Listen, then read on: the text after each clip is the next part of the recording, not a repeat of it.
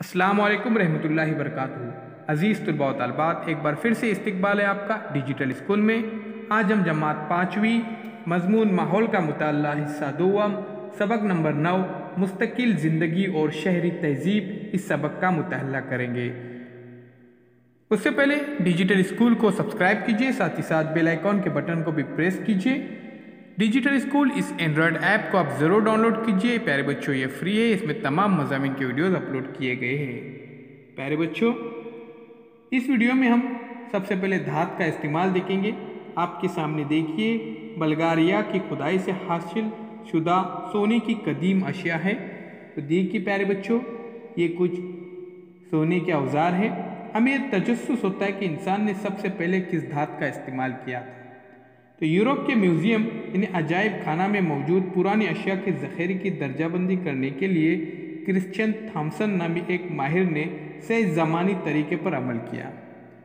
अब प्यारे बच्चों, उसने जो दर्जाबंदी की थी ये 3 गिरोह पर मुश्तमिल थी। नंबर 1 पत्थर के हथियार यानी पत्थर का ज़माना, नंबर 2 तांबे के हथियार और दीगर अशिया यानी तांबे का ज़माना, और नंबर 3 लोहे के हथियार और दीगर अशिया यानी लोहे का ज़माना। इस दर्जाबंदी को तय करते हुए थॉमसन ने मुसद्दिका तौर पर बताया कि पत्थर के हथियार पहले के ज़माने में, तांबे के हथियार और अशिया उसके बाद के ज़माने में, और लोहे के हथियार और चीज़ें सबसे आखिर के ज़माने में थे। इसके मुताबिक इन अदवार को पत्थर का ज़माना, तांबे का ज़माना और लोहे का ज़माना जैसे नाम दिए गए। इसकी वजह से आम तौर पर यह समझा गया कि तांबा ही वो धात है जो सबसे पहले इस्तेमाल की गई। तो प्यारे बच्चों, थॉमसन ने 3 दौर बताए: पत्थर का ज़माना, तांबे का ज़माना और लोहे का ज़माना। तो आइए मज़ीद मालूमात हासिल करते इस सबक के बारे में। उससे पहले इस चैनल को ज़रूर सब्सक्राइब कीजिए।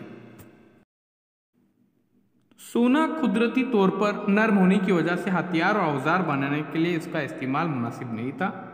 इसलिए सोने के बाद इंसान ने एक ऐसी धात दरियाफ्त की जिसकी वजह से हथियार और औजार बनाना मुमकिन हो गया।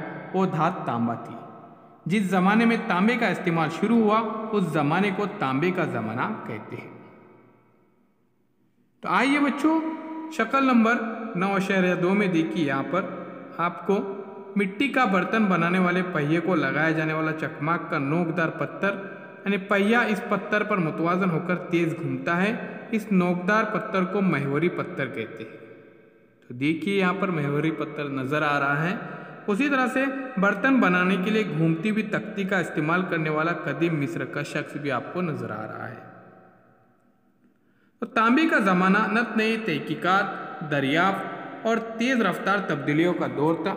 इसी दौर में पहिए की अहम तरीन दरियाफ्त हुई। यह आमतौर पर तस्लीम किया जाता है कि मिट्टी के बर्तन बनाने वाले लोगों ने सबसे पहले पहिए का इस्तेमाल किया। कयास है कि इसके बाद के ज़माने में गाड़ी के लिए पहिए का इस्तेमाल किया गया होगा। तो सबसे पहले पहिए का इस्तेमाल मिट्टी के बर्तन बनाने के लिए किया गया। फिर उसके बाद पहिए का इस्तेमाल इंसान ने गाड़ियों के तौर पर किया। अब देखते हैं तिजारत और आमोदरफ्त। तो पहिए पर बर्तन बनाने से बड़े पैमाने पर बर्तन साजी मुमकिन हुई।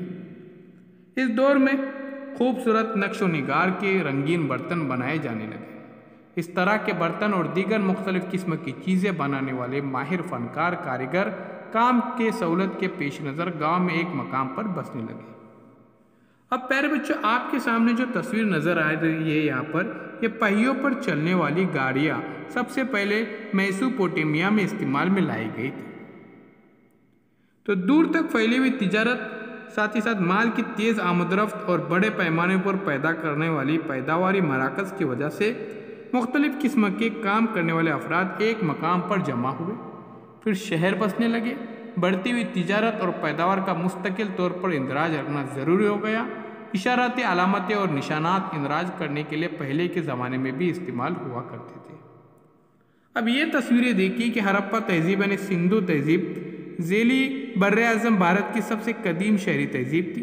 इस तहज़ीब के पहियों वाले खिलौने, तो देखिए ये पहियों वाले खिलौने थे। अब प्यारे बच्चों, शहरी समाजी निज़ाम देखते हैं।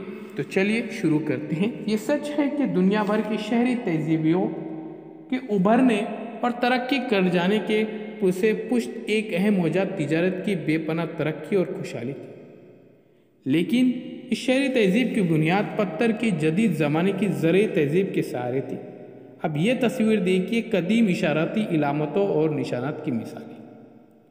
ये कुछ इंसान निशानात बनाता था, कुछ अलामतें बनाता था, जिसकी वजह से उसे कारोबार में मदद मिलती थी।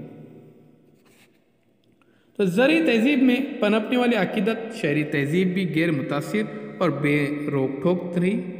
तिजारत की तरक्की की बिना पर ताकतवर और खुशहाल होने वाले शहरों में इज्तिमाई तौर तरीक़ों और त्यौहारों को ज़्यादा अहमियत हासिल हुई।